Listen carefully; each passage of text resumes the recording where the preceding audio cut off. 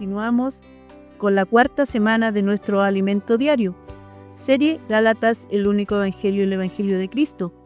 Título del tomo, Herederos de Dios. Autor, nuestro hermano Pedro Don. Título de la semana, para libertad, Cristo nos hizo libre.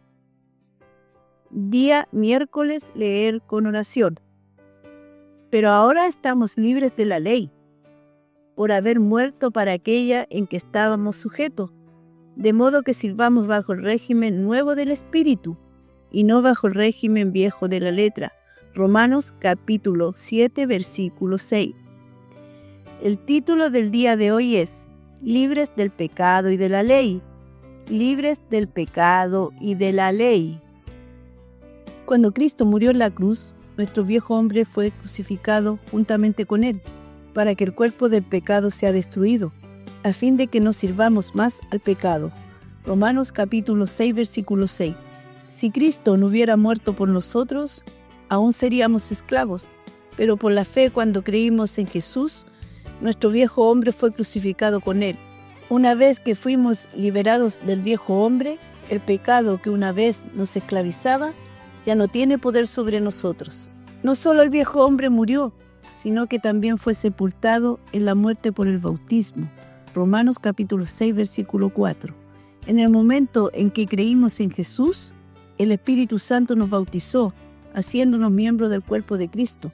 Luego, esta realidad necesita ser confirmada con el bautismo en agua, que es una confirmación, un testimonio del bautismo del Espíritu Santo. Todo se resume a una historia de fe. Por la fe usted fue sepultado en la muerte por el bautismo con Cristo.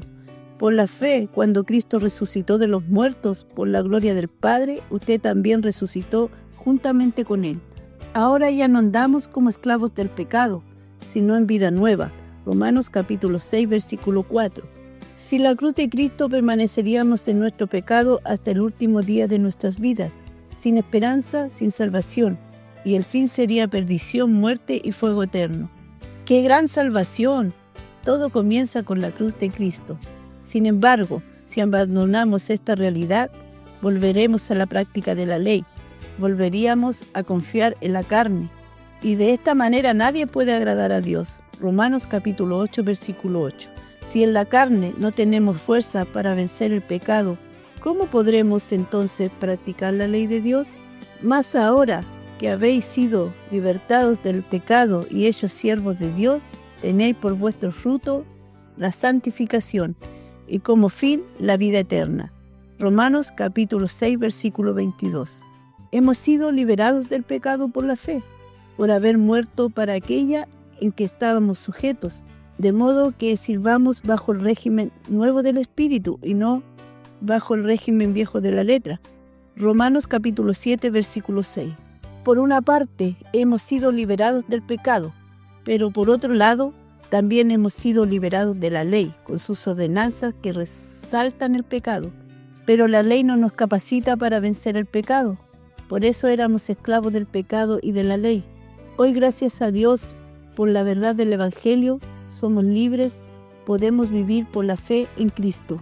La libertad que el Señor nos da en el Espíritu no significa que después de esta experiencia ya no tengamos la naturaleza pecaminosa dentro de nosotros. La eficacia de la muerte de Cristo en la cruz solo se hace real cuando estamos en el Espíritu. Fuera de esta esfera volvemos a la esfera del viejo hombre, es decir, de la carne. La práctica de la ley está en la esfera de la carne, donde nunca podremos vencer. Si tenemos la realidad de que nuestro viejo hombre ya murió con Cristo, vivimos en resurrección y andamos en vida nueva. Por lo tanto, quien vuelve a la práctica de la ley, vuelve a la esfera de la carne, de la religiosidad. Muchos aún tienen una vida cristiana aburrida y sin sentido, guiada por la lógica humana, viviendo según la tradición de los hombres.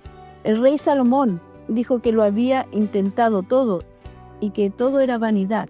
Para él la existencia humana es monótona y sin sentido, porque generación va y generación viene, y no hay nada nuevo bajo el sol. Eclesiastés capítulo 1, versículo 4 al 9.